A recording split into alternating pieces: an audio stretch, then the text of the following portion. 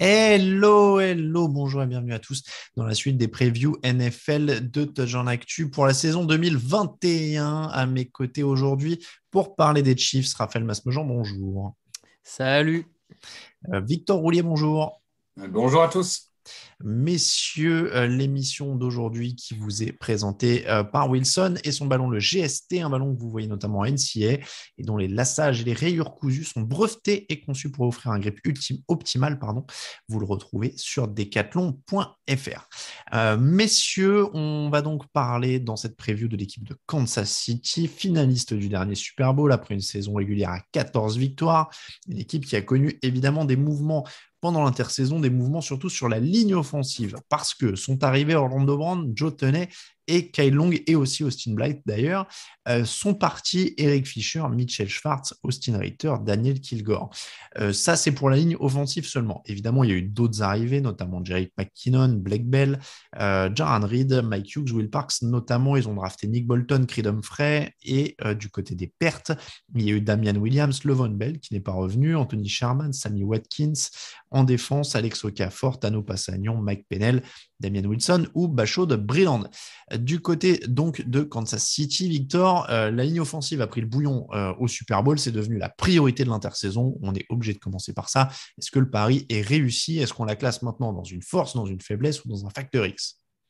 Alors, honnêtement, j'ai l'impression que ces derniers jours, on parle beaucoup de ligne offensive, mais pour moi, là, c'est vraiment le facteur X. Mais le facteur X XXXL, je veux dire, il y a globalement toute la ligne quasiment change.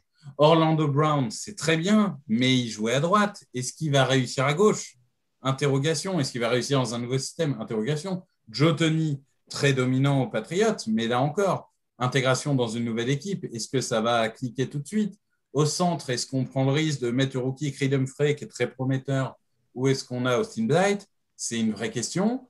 En guard, on a le retour de Duvernay-Tardif à droite, et je pense que son remplaçant, ça doit être Trey Smith, qui est un rookie lui aussi, très prometteur, mais alors lui qui a eu des soucis de santé XXL en mode caillot sanguin, donc pas en mode ligament. Et à droite, il y a Lucas Niang qui est prometteur, mais là encore, est-ce que c'est suffisant pour être titulaire? On ne sait pas. Donc pour moi, allez, j'enlève Joe Thuney parce que vraiment il est dominant. Il y a 4 gros points d'interrogation sur 5. Raphaël, est-ce que tu partages du coup ce facteur X? Commençons par ça. Oui. C'était pas forcément celui que je m'étais noté de prime abord parce que déjà je me doutais que l'un d'entre vous l'aurait aussi, donc je me suis dit pour diversifier un peu les points de vue, voilà. Mais oui, forcément, Victor a raison. À partir du moment où tu changes totalement une ligne offensive. Patrick Mahomes avait eu l'habitude, en plus, c'est pas que de l'an dernier, c'est que ça change depuis 3 saisons maintenant. Il perd ses 2 tackles, il change une partie des gardes, le centre. Bon, tout est à refaire, tout est machin. Maintenant, là où peut-être, donc j'entends totalement le côté facteur X. Après, peut-être à tort, hein, mais je crois le fait malgré tout que ça a l'air d'être globalement des joueurs de talent avec une capacité à s'adapter. Ça va peut-être pas marcher tout de suite, mais l'avantage de 17 matchs et avec certains matchs où les Chiefs ont à mon avis de la marge, c'est que ça va permettre justement à cette ligne offensive de bien se roder et d'arriver prête. Donc, bon. Moi, je suis assez d'accord avec toi au sens où c'est forcément un facteur X, hein, mais je ne m'inquiète pas plus que ça non plus. Je trouve que les éléments recrutés, en plus, c'était osé, hein, ils ont quand même viré leur titulaire, ils arrivent vraiment à bien se raccrocher aux branches. Je trouve qu'ils s'en sortent bien parce qu'en plus, il y a des mecs jeunes et là, pour le coup, ils peuvent construire sur le long terme. Donc, pas plus inquiet que ça. Après, encore une fois, on est dans des équipes de très haut de tableau maintenant. On est sur le top 2. Hein, on est à quelques jours de la saison, messieurs. Là, il faut pinailler pour trouver des failles dans cette équipe de Kansas City. Victor, c'est quoi? Si je te dis leur point faible, tu mets le doigt sur quoi direct? Moi, j'ai 2 choses qui m'inquiètent. C'est le jeu de course. Parce que le jeu de course, finalement, aujourd'hui, Clyde Edwards-Helaire, j'aime bien. C'est polyvalent. mais ce n'est pas à lui seul un running back numéro 1 et je ne suis pas convaincu par le reste du comité, on va dire ça comme ça. Et après, en défense, il y a quand même des parts qu'il va falloir compenser. Et Damian Wesson et Bashon Breeland. Alors, j'aime bien Nick Bolton, drafté très polyvalent, très bien. Mais les defensive backs, ça m'inquiète. Globalement, il y a Tyrann Mathieu, OK. Mais après, Daniel Sorensen, il fait des highlights, mais sur une saison, je ne suis pas convaincu. Juan Thornhill, on en attendait beaucoup après sa saison rookie, il a un peu déçu. En plus, il y a des problèmes de santé. Ward et Snead. Snead a fait globalement une saison plus que correcte en tant que rookie, mais il faut confirmer. Cette dernière ligne me fait peur le jour où il va falloir affronter, parce qu'on est le genre d'équipe où il ne faut pas être ça, le jour où il va falloir affronter les Packers, les Buccaneers, les Bills en playoff, ça m'inquiète un peu. Alors, écoute, moi en plus, je me permets de rajouter à ça que j'avais plus le pass rush en Factor X aussi. Parce qu'ils ont mis que 4 pressions sur Tom Brady en 30 snaps lors du Super Bowl. Il bouge, et c'est là où pour moi ça en fait une inconnue, c'est qu'il bouge Chris Jones sur l'extrémité de la ligne, donc pour essayer de changer ça, ce qui n'est pas idiot, hein, avec Jaron Reed qui arrive au milieu. Mais ça en fait une intrigue pour moi. Il y a Frank Clark de l'autre côté, bon, voilà. Mais il y a peu de profondeur. C'était 32 sacs l'an dernier, ils étaient en deuxième partie de tableau sur les sacs. Donc, pour moi, c'était plus ça le facteur X pour rester dans le domaine défensif dont tu parlais.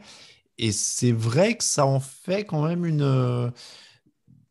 Alors, on va enlever le facteur Patrick Mahomes, attaque incroyable, etc. Mais ça en fait, par exemple, si on parle d'une équipe dont on a parlé il y a 2 jours, des Bills, ça en fait une équipe un peu moins complète, je trouve. Parce que la défense des Bills, par exemple, semblait plus solide au niveau du front seven, même de la couverture aérienne d'ailleurs. Donc oui, cette défense, en fait, dans son ensemble, quand on la décortique, avec en plus le déplacement de Chris Jones, qui était une force qu'on se met à déplacer, euh, passe quasiment elle en entier dans les Factor X, quoi. Raphaël, pour toi aussi? Je ne sais pas si c'est le Factor X, mais j'entends et je partage une partie de vos réserves. Peut-être moins sur celle de Chris Jones, à mon avis, c'est un super coup et je pense que ça va très vite payer Il va réussir, pour ça Kansas oui. City. Et parce que justement, c'est là où l'apport de Jaron Reed est hyper intéressant, c'est que c'est un bon joueur à Seattle et je pense et Reed est capable aussi d'apporter de la pression depuis l'intérieur de la ligne et c'est de la viande, comme on dit. Donc, je pense que ça va être assez fructueux pour le coup. Surtout que l'an dernier, je pense que c'était un petit peu un bémol. Leur pass rush, l'année d'avant, c'était la meilleure équipe sur les sacs. Spagnuolo, globalement, dans sa carrière, a souvent réussi à avoir des systèmes qui mettent la pression. Donc, je pense, voilà, il y a eu un petit souci l'an dernier, mais je leur fais confiance pour rééquilibrer ça. Par contre, je rejoins Victor. C'est vrai que le backfield défensif interroge forcément. On a des joueurs qui sont tornis là-dessus. Et sur le poste de cornerback, Ward et Snead, pour moi, c'est un peu des paris. C'est l'an dernier, il y a des matchs où ils ont fait des bonnes choses, notamment Snead, hein, personne ne l'avait vu venir à ce niveau-là. Est-ce qu'il va réussir à confirmer ou pas? Ouais, pour moi, je mettrais plus presque la couverture aérienne en potentiel facteur X de cette équipe pour retrouver peut-être ce qui leur a un peu manqué en plus l'an dernier pour aider une attaque qui a été un peu plus en difficulté du fait de l'hécatombe sur la ligne offensive du côté de Kansas City.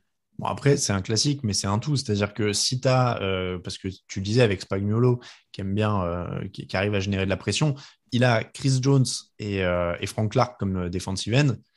Bah forcément, si là, ces deux-là, ils se mettent à détruire tout ce qu'il y a devant eux, ça va forcément aider les mecs de derrière aussi.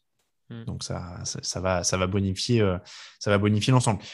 Raphaël, tu n'as pas évoqué le jeu au sol. Moi, je rejoins totalement Victor. Pour moi, c'est clairement un des points faibles. Comment il s'appelle? Clyde Edwards-Helaire. L'an dernier, il fait un premier match de feu, mais en fait, à l'époque, on ne savait pas que la défense des Texans était aussi pourrie. Donc, ça relativise. Et c'est vrai que bon, là, pour le coup, je parlais encore des Bills, mais on en revient à la même chose. C'est-à-dire que c'est une équipe qui a un potentiel de feu incroyable dans les airs et qui n'a pas un jeu au sol incroyable et qui maîtrisera probablement pas les tempos des matchs avec ça, quoi. Raphaël, Non, mais pardon. Vas-y, Victor, vas-y. Non, mais oui, vas-y. Je voulais juste insister 30 secondes sur ce que tu avais dit quand tu dis la profondeur effective. C'est vraiment faible en défense. s'il y a 2-3 blessés, on va dire dans toutes les équipes, c'est le cas, ça l'est quand même plus chez certaines que d'autres. S'il y a 2-3 blessés, je m'inquiète beaucoup pour eux. Parce qu'il n'y a pas de filet de sécurité. C'est sûr. Alors, on a pas mal fait le tour déjà de cette équipe de Kansas City. Je me permets du coup parce que Factor X, là où j'avais un point de vue un peu divergent, c'est que pour moi, le Factor X, en fait, c'est le receveur numéro 2 de Kansas City. C'est que Alors, on sait, il y a Tyreek Hill et Travis Kelce qui sont deux cibles. Sauf qu'on a bien vu qu'au Super Bowl, les deux ont été en difficulté. Et justement, contrairement au Super Bowl face aux 49ers, où on avait eu un Sammy Watkins qui avait fait un très, très gros match et qui était sorti de la boîte, je trouve que là, Michael Hardman, on ne sait pas trop qu'on attend, Pringle non plus, Robinson non plus. Et je pense, pour moi, si Andy Reid arrive à faire émerger un receveur numéro 2, en fait une troisième menace aérienne en plus de Kelce et Hill, je pense que sincèrement, le jeu au sol et le rodage de la ligne offensive ne seront qu'un vilain souvenir éloigné. Pour moi, c'est une attaque qui a une cible aérienne de plus d'être presque inarrêtable, en fait, tout simplement. Donc, Alors voilà, je voulais quand même les mentionner. Encore une fois, il y a des équipes qui ont des qualités tellement évidentes qu'on ne les mentionne pas de suite. Évidemment, Patrick Mahomes, 38 touchdowns, 26 interceptions l'an dernier. On peut dire le meilleur quarterback de la ligue en talent pur avec Aaron Rodgers et avec Brady au global, si on prend toutes les qualités, Rodgers, Brady, Mahomes, dans l'ordre que vous voulez. Tyreek Hill, Travis Kelce, tu l'as dit, deux cibles à plus de milliards l'an dernier, receveur tight end, et derrière, Michael Hardman, Myron Pringle, de Marcus Robinson. C'est vrai que c'est un peu interchangeable tout cela. Ça l'est trop, justement, je pense. C'est vrai. Première attaque sur la yard l'an dernier, quand même. On peut rajouter Andy Reid aussi en point fort. On ne parle pas énormément des coachs dans ces previews, mais il faut le dire. Moi qui aime bien les noms marrants de receveurs de fin d'effectif, je vous ai embêté avec Toivonen il y a quelques jours, mais il faut dire quand même, et il a dû être coupé depuis, mais chez les Chiefs, il y avait un certain Maurice French, et il s'appelait French avec 2 F. French, tu vois, genre Maurice French qui était un non drafté, donc je suppose qu'il n'est plus dans l'effectif au moment où vous écoutez ça. Le calendrier de Kansas City, messieurs, ça commence avec les Browns, ensuite à Baltimore, les Chargers, les Eagles à l'extérieur, les Bills, Washington à l'extérieur, les Titans à l'extérieur, les Giants, les Packers, les Raiders, les Cowboys, la semaine de repos en semaine 12, les Broncos, les Raiders, les Chargers à l'extérieur, les Steelers, les Bengals à l'extérieur et les Broncos à l'extérieur. Calendrier plutôt très très prenable. Ça commence un peu dur. Ça croise AFC Nord. Voilà, ça commence dur avec Baltimore. Début un peu dur, ouais. Oui, parce qu'il y a Buffalo qui arrive en semaine 5 aussi. Bon, derrière, Washington, Tennessee, New York. Et il y a Green Bay qui revient. Las Vegas, Dallas, Denver, Las Vegas. Là, la fin est quand même beaucoup plus tranquille. Il y a que Pittsburgh au milieu qui est embêtant. Bon, la fin est quand même largement à leur portée. Jusqu'où on monte, Victor? Eh ben moi, symboliquement, ils ne seront pas la première équipe de leur conférence, puisque j'aurais mis 13 victoires là où j'en ai mis 14 aux Bills.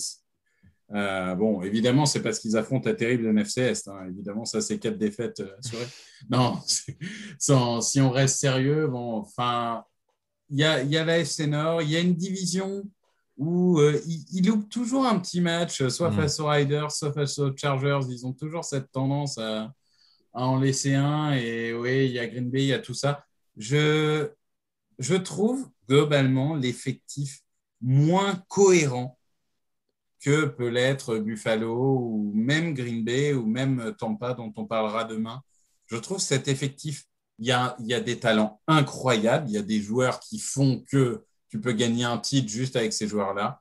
Mais il y a un manque de cohérence globale. Donc, du coup, malgré tout mon amour pour Andy Reid, je voulais les mettre numéro 2 de l'AFC, symboliquement. Donc, tu as dit 13 ? 13. Ok. 13-4. J'ai du mal à les voir en lâcher 4. Moi, je suis parti sur 14. Je les vois en lâcher 3. Un dans la division, comme dit Victor, parce que ça leur arrive.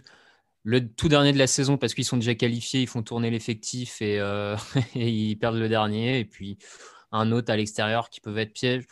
Je les vois à 14-3, ouais, 14-3. Je suis pas surpris s'ils montent à 15, hein, sincèrement, comme s'ils tombent à Non, 13. bien sûr que non. Et ben voilà, j'allais dire que enfin, le pronostic optimiste était pour moi parce que je crois que depuis qu'on fait les pastilles ensemble, messieurs, à chaque fois je suis le plus bas.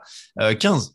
Dans les arguments bidons, évidemment, la surdétermination de l'équipe qui a perdu le Super Bowl et qui veut se venger Classique. et prouver qu'ils ont le meilleur quarterback de la ligue, tout ça. Personne ne croyait en nous, évidemment. Hein. Je sens que ça va revenir. Tout le monde nous avait enterrés.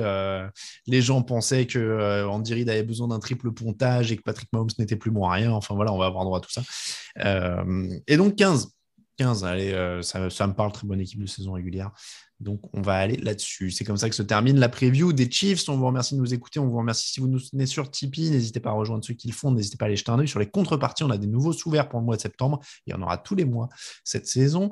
On reprendra la liste des remerciements parce qu'il y en a plein à faire pour l'intersaison. On reprendra ça sur la première émission débrief de l'année. Donc, n'hésitez pas. On remercie Wilson qui sponsorise cette émission avec son ballon, le GST, le ballon avec un excellent grip, avec un grip optimum et le ballon le plus avancé technologiquement du marché. Vous le retrouvez sur decathlon.fr.